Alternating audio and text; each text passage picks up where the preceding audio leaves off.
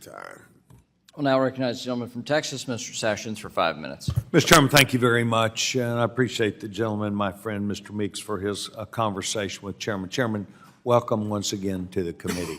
Good to see you, sir. Thank you very much. Mr. Chairman, I think that there's a lot of happy talk and smiling that takes place from you and your agency as they come up here and they try and talk about two principles of listening to stakeholders and industry participation, and yet I think you're hearing across this committee a wish that we could have a better relationship with you and your entire organization, and we have prodded them, sent letters, done everything nice that you can do, and yet we show up here and we find a way to provide feedback. We'd like to sincerely turn that around.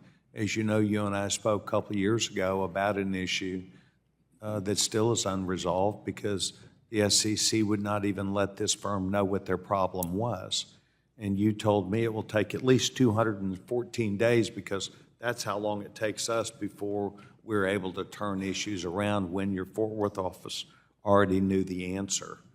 And I think it's this kind of action on behalf of the SEC that causes members of Congress to react the way we do. Mr. Chairman, I'd like to turn to an issue. Last November, the SEC announced a massive increase in enforcement fines, $6.4 billion in 22, up from $3.8 billion in 21. And you have launched a regulatory crusade against the financial service industry through enforcement. You've told us that. We see this. Can you please tell me what the money from these enforcement actions, what you've done with it, and where that money goes? First, sir, if I may, I think the matter you talked to me about a week or so ago, we filed a civil litigated matter against that company. So I think that's all a matter of public record. Well, then I've learned that now. Thank you. But for the 2 years prior to that, there was an attempt to be resolution, and you even blocked that company from their counsel, who was very capable from engaging in that, knowing what that was, to where they could have corrected that or found a way to work with it, because it put at least $50 million directly at risk. Mr. Chairman, can you explain where the money from these enforcement penalties is winding up? There's a number of places. Much of it goes into what's called fair funds. Congress helped set up a process where the public can actually get money back. Those that are harmed can get money back. And some of the penalties and so forth go into the U.S. Treasury.